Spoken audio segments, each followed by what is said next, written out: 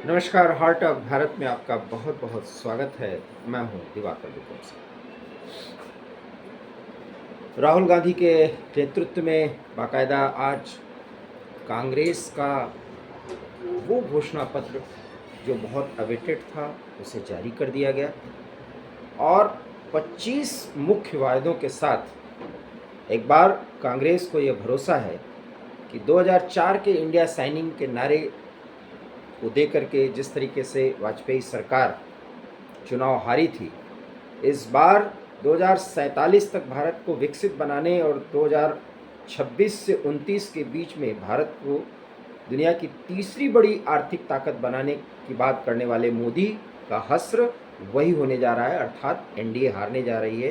प्रधानमंत्री नरेंद्र मोदी के नेतृत्व में जो सरकार चल रही है उसकी हार होनी तय है और इसके पीछे कांग्रेस ने वही कारण बताए जो कांग्रेस कारण बताती रही है या इंडी गठबंधन जो कारण बताता है। चुनाव चल रहा है इसलिए इस तरह की बातें की ही जाएंगी और उसे लोकतांत्रिक देश के निवासी होने के कारण हमें सुनना भी पड़ेगा। सवाल यह है कि जो ये दावे किए जा रहे हैं वो हकीकत के थोड़े अगर नज़दीक भी हों तो उसमें इंटरेस्ट आए, अन्यथा इन दावों को सुनने के बाद हंसी भी आती है और ये भी सोचने को मजबूर होना पड़ता है और थोड़ी खींच भी होती है कि आखिर में इतना कमज़ोर विपक्ष हो क्यों गया। मैं ये बात ऐसे नहीं कह रहा हूँ, इसलिए कह रहा हूँ कि मोदी की सरकार चल रही है 10 साल से और प्रधानमंत्री नरेंद्र मोदी ने 400 पार का नारा दे दिया। संसद के आखिरी सत्र में अगर आपको याद होगा तो प्रधानमंत्री ने कहा था कि 370 अकेले भाजपा अपने दम पे जीतेगी और एनडीए तो 400 पार होगी, और उसी समय से ये नारा चल रहा है। हालांकि अगर आपको याद हो तो हम बहुत पहले ये बात कह चुके हैं कि इस बार भारतीय जनता पार्टी 1984 के राजीव गांधी के उस प्रदर्शन का रिकॉर्ड छूने तोड़ने के करीब पहुंचने वाली है और उसके पीछे वो कारण है जिस कारण पर मैं अक्सर बोला करता हूं, लेकिन आज एक बार फिर जिक्र करता हूं कि अगर इस इंडिया अलायंस में इतनी ताकत है तो इस नैरेटिव पर या इस नारे पर कि इस बार 400 पार जाएगी भारतीय जनता पार्टी या एनडीए, विपक्ष का कोई भी नेता ये कहता है 400 सीट लेके दिखाएं, हम इनको 400 सीट नहीं लेने देंगे। यहां तक कि रैलीज में भी बोला गया है। उद्धव ठाकरे जो यूबीटी शिवसेना के अध्यक्ष हैं, उन्होंने कहा 400 पार हम नहीं करने देंगे। कांग्रेस के कई प्रवक्ता ये बोल रहे हैं कि 400 पार करके दिखा दें, मतलब सीट उतना तो पाएंगे ही मान रहे हैं आप, अर्थात 272 273, जिसमें सरकार एक बार फिर मोदी की बनेगी। तो ये आप कहीं ना कहीं मान रहे हैं, जब आप इस तरह की बात करते हैं तो आप मान रहे हैं कि सरकार तो मोदी की बन रही है। सवाल तो ये है ना कि आप 272 से नीचे अगर गिरा रहे हैं तो फिर भारतीय जनता पार्टी एनडीए को कितनी सीटें मिलेंगी ये बोलना चाहिए। दिल्ली के रामलीला ग्राउंड में अगर राहुल गांधी जब आग लगाने वाली बात कहे थे, आपको अगर याद हो तो याद करिए, राहुल गांधी ने कहा था 180 सीट से ज्यादा अगर पाई बीजेपी तो समझिए सब कुछ फिक्स है, यही बोला है ना। लेकिन उसका भी एक ऐसा आधार जो देना चाहिए था वो राहुल गांधी नहीं बता पाए, क्योंकि बहुत बातें उनको बहुत शॉर्ट में बोलनी होती है। हम बताते हैं कि इतने निराधार बात वो कैसे कर पा रहे हैं जो शायद राहुल गांधी को तो कतई नहीं करना चाहिए। क्यों? अमेठी, सुल्तानपुर और रायबरेली, मैं प्रतापगढ़ का रहने वाला हूँ और ये तीनों स्थान हमारे अपने ज़िले से बहुत नज़दीक का है। 24 साल जर्नलिज्म के करियर में मेरा हो गया है। मैं एक एक इन जगहों के बारे में, बिल्कुल एक एक तहसील के बारे में मैं बता सकता हूँ। आज ये स्थिति हो गई है कि अमेठी और रायबरेली में आज भी कांग्रेस के धुर कार्यकर्ता या वो ब्लॉक्स हैं जो कांग्रेस का अच्छा कैंडिडेट अगर आए तो चुनाव में अच्छी फाइट दे सकते हैं। मैं अमेठी की भी बात कर रहा हूँ, सुल्तानपुर में जहाँ से मेनका गांधी लड़ रही वहाँ से भी कांग्रेस अच्छी फाइट दे सकती है, लेकिन हिम्मत नहीं है। और रायबरेली और अमेठी में अभी कैंडिडेट की घोषणा ये नहीं कर पाए और यही कारण है। जितने टीवी चैनल्स के चुनावी सर्वे आप देख रहे होंगे, रोज देखते हैं, हर चैनल दे रहा है उनकी बात ही छोड़ दीजिए, मैं तो आपको इन 3 सीटों के बारे में कह रहा हूँ। तो फिर जब कहा जाता है कि उत्तर प्रदेश में कांग्रेस को पिछली बार जैसे कोई सीट नहीं मिली थी, इस बार नहीं मिलनी है, तो गलत क्या है, आप बता दीजिए। रायबरेली सीट अगर सोनिया गांधी लड़ती तो कंफर्म जीत होती। मैं बार बार कह रहा हूं कि वहां कांग्रेस संगठनात्मक तौर पर रायबरेली में बहुत मजबूत है, लेकिन इस बार रायबरेली की सीट कांग्रेस नहीं जीत पाएगी। रॉबर्ट वाड्रा चाहे जो कहें कि वो अमेठी से लड़े या रायबरेली से लड़े, वो अपनी एक पॉलिटिकल एंट्री कराने की कोशिश कर रहे हैं। और ये रॉबर्ट वाड्रा कह रहे हैं कि वो लड़ना चाहेंगे, तो आप समझिए कि अभी तो इसी परिवार में ही कहीं जीजा और साले के बीच में ही कोई टसल, तो इसकी पुष्टि मैं नहीं करता, टसल तो नहीं है।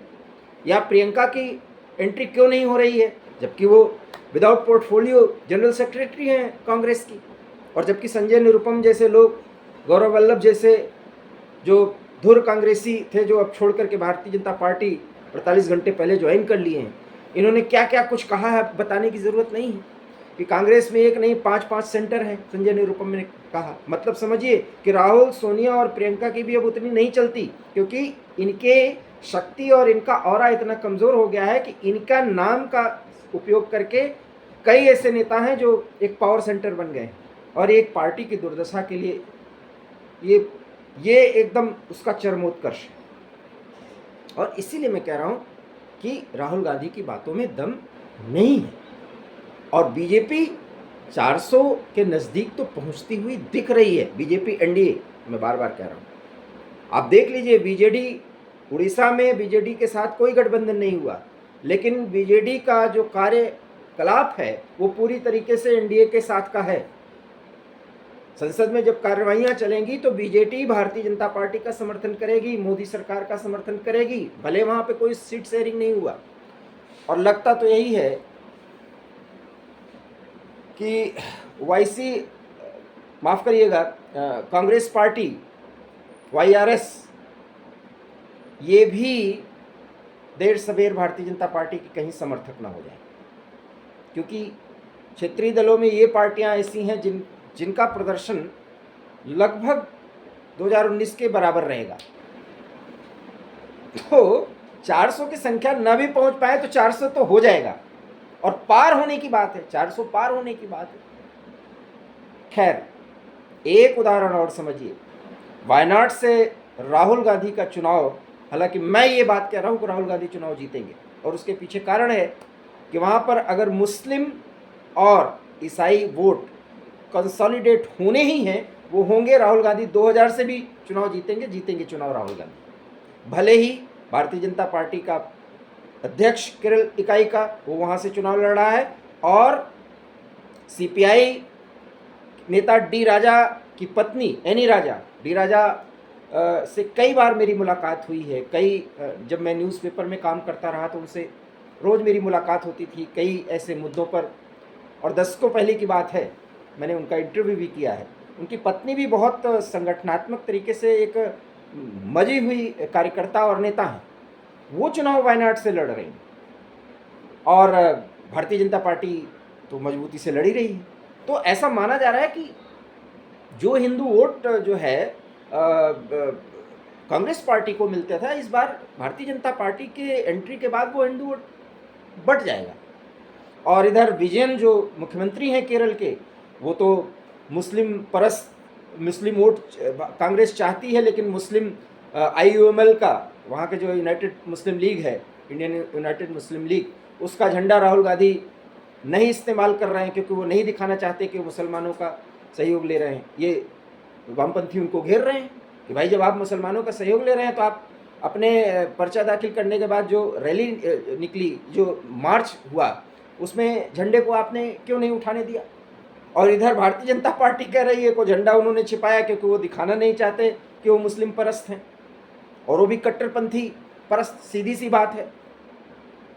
तो वायनाड में बड़ी मुश्किलें हैं। वायनाड सीट को बहुत खुशी से, हंसी खुशी जिसको कहते हैं, बहुत आराम से निकालने की स्थिति में राहुल गांधी नहीं दिखते, और बहुत लोग तो कह रहे हैं कि वो सीट हार भी सकते हैं। मैं नहीं मानता सीट वो निकालने जा रहे हैं, क्योंकि उस समय एक ऐसी स्थिति होगी जिसमें वहाँ पर हिंदू वोटर, खास करके राष्ट्रवाद और हिंदुत्व के नाम पर हिंदू वोटर होंगे ज़रूर एक साथ, लेकिन वो केरल की कुछ ऐसी आबो हवा है कि वो उस तरह का वोटिंग नहीं होगा और अंततः कांग्रेस पार्टी के नाम पर वो वोट जिस तरह से कंसोलिडेट होने चाहिए वो नहीं होंगे और राहुल गांधी की वहाँ जीत होगी, लेकिन मार्जिन बहुत कम हो सकता है और ये जीत कोई जीत है नहीं। और ये भी कहा जा रहा है कि वो रायबरेली से या अमेठी से, तो खैर चुनाव लड़ेंगे नहीं, रायबरेली से वो पर्चा भर सकते हैं, ये गॉसिप है, ये नहीं होगा। उत्तर प्रदेश में वो नहीं भरेंगे और भरेंगे तो हारेंगे। और एक बात याद रखिए, वरुण गांधी को अभी बैकअप में रखा गया है। वरुण गांधी का प्रयोग उसी परिवार के खिलाफ किया जा सकता है, इसकी पूरी संभावना है। इसलिए भारतीय जनता पार्टी भी देख रही है, पहले तुम टिकट दो, तो आप घोषणा तो करो। ये स्थिति है और इसलिए मैं कह रहा हूं कि जिस वायनाड को सेफ सीट समझा जाता था, वहां पर भारतीय जनता पार्टी ने तो मुश्किलें पैदा की है। इंडिया अलायंस घटक दल का सीपीआई की नेता मुश्किलें पैदा कर रही है और वहां का मुख्यमंत्री जो वामपंथी है, विजयन की बात कर रहा हूं, वो विजयन खुले तौर पर कह रहे हैं कि कांग्रेस पार्टी ही एक ऐसी पार्टी है जिसके कारण भारतीय जनता पार्टी आज इतनी मजबूत हो रही है और 2024 में भी भारतीय जनता पार्टी कांग्रेस के कारण मजबूत होगी। अब इंडिया अलायंस का घटक दल ये कह रहा है। अब आप सोचिए, ये इंडिया अलायंस की स्थिति है। एक घोषणा पत्र कांग्रेस का जारी होता है, उसके 2 दिन पहले 3 दिन पहले रामलीला मैदान से अरविंद केजरीवाल भी, जो भावी प्रधानमंत्री अपने को मानते हैं, वो भी 5 घोषणा पत्र, वो भी जेल से अपनी पत्नी के माध्यम से दिलवा देते हैं, जिसकी स्क्रिप्ट पहले लिखी जा चुकी थी। अभी भी इंडिया अलायंस का कॉमन मिनिमम प्रोग्राम, जो किसी भी गठबंधन के लिए बहुत ज़रूरी होता है, वो नहीं बन पाया। सीएमपी की तो कोई बात ही नहीं। मिलीजुली सरकार में कॉमन मिनिमम प्रोग्राम के आधार पर एजेंडा तय होते हैं और एक सम्मिलित घोषणा पत्र जारी होता है ही नहीं। सब अपनी अपनी ढपली, अपना अपना राग। कहाँ से? ममता तो सब जगह से गायब रह रही हैं। शिवसेना उद्धव ठाकरे की स्थिति क्या है वो किसी को बताने की ज़रूरत है क्या? थोड़ा बहुत बिहार में तेजस्वी यादव दिखा रहे हैं दमखम, वो दमखम दिखाने भर का है बस।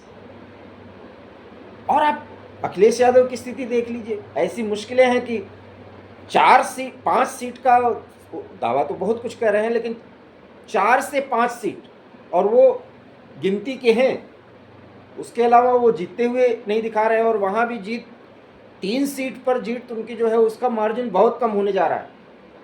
तो ये जो कहने का मतलब है कि इंडिया अलायंस तो हास्यास्पद स्थिति में पहुंची गया। राहुल वायनाड से अपने को बहुत मुश्किलों में देख पा रहे हैं और ऊपर से इतने बड़े वायदे और इतनी बड़ी बातें और राहुल का उतावलापन और उनका जो मानसिक उद्वेलन रहता है और एक चिढ़ की भाषा में जो बोलते रहते हैं, बहुत ही। और मैं पहले दिन से कह रहा हूँ, हार्ट ऑफ भारत के आप हर वीडियो में जाके देख लीजिए, विपक्ष ने वॉकओवर दे दिया है। ये चुनाव पूरी तरीके से वॉकओवर में है और ये इसी कारण है कि जो एक एंटी इनकम्बेंसी फैक्टर होना चाहिए, प्रो इनकम्बेंसी फैक्टर के आधार पर एनडीए और उसके मुखिया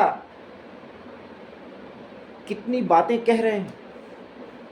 ये वॉकओवर का चुनाव है। बस सिर्फ और सिर्फ इस बात को देखना है कि क्या सचमुच में 400 पार कर पाएगी भाजपा या एनडीए। दिलचस्पी अब सिर्फ इसमें रह गई है। 272, 303 की तो बात ही खत्म हो गई। कारण है उसके पीछे जो इंडिया अलायंस की स्थिति है, वो कारण है। आप एक भी फैक्टर पर बात कर लीजिए। आम आदमी पार्टी ने पूरे दिल्ली में 10 दिन से गदर मचा रखा है, लेकिन ढाक के 3 पात आप देख लीजिएगा, क्योंकि अब तो चुनाव सामने हैं। 2 महीने में सब कुछ स्पष्ट हो जाएगा। संजय सिंह अभी छूट के आए हैं, ऐसे प्रस्तुत कर रहे हैं जैसे वो, अब क्या कहें, कहना भी बड़ा मुश्किल है। जो कुछ भी कोर्ट ने उनको फटकार लगा के और बंदिशें लगा के उनको कहा कि भैया जाओ बाहर रहो, राजनीतिक गतिविधियां करो, लेकिन वो डेली कर क्या रहे हैं? हो सकता है कि उनको डांट भी मिल जाए और कोर्ट कोई निर्देश भी भेज दे उन्हें। तो ये सारी बातें हैं, स्थितियां, परिस्थितियां विपक्ष के दृष्टिकोण से उसके सर्वे सर्वा माने जाने वाले राहुल के लिए भी बहुत ही विषम होती जा रही है। लेकिन इतना भी नहीं कि वो वायनाड से चुनाव हारेंगे, बिल्कुल नहीं। चुनाव वो जीतने जा रहे हैं, क्योंकि केरल में जो एंटी हिंदुत्व फीलिंग है उसके बयार में हिंदू वोटर्स भी बह जाते हैं, और ये मैं बहुत अनुभव के साथ ये बात कह रहा हूँ, इसलिए वहाँ वो चुनाव जीतेंगे। 45% वहाँ पर हिंदू है और 40% के करीब मुसलमान हैं, मुस्लिम वोट बैंक से।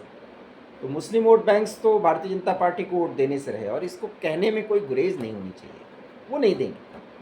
चाहे मोदी हर एक मीटिंग में कहें कि मुस्लिम बहनों के लिए ये किया और उसके कारण मुस्लिम परिवार को हमने बचाया, वो कहने के लिए वो कहते रहें, वो वोट उनको नहीं मिलेंगे। हाँ, मुस्लिम महिलाएं उत्तर प्रदेश में कुछ सीटों पर वोट करेंगी, अदरवाइज़ वो कसम खिलाया जाता है उनके यहाँ, वो ऐसा नहीं करने वाले। लेकिन राहुल गांधी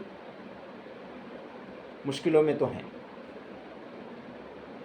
और मुद्दों पर फिर बात करेंगे। अगर आपको हमारा ये वीडियो पसंद आया हो तो प्लीज़ इसे लाइक करिए, इसे शेयर करिए, और अनुरोध यही है कि मेरे channel heart talk India, heart talk Bharat को प्लीज़ सब्सक्राइब करिए। हार्ट टॉक इंडिया मेरे मुंह से निकल जाता है क्योंकि मैं हार्ट टॉक इंडिया ही अपने चैनल का नाम पहले दिया था, बट वो हार्ट टॉक भारत मैंने किया, उसके कारण भी मैंने आपको बताया। तो हमारे चैनल हार्ट टॉक भारत को प्लीज़ सब्सक्राइब करिए। बहुत बहुत धन्यवाद। नमस्कार।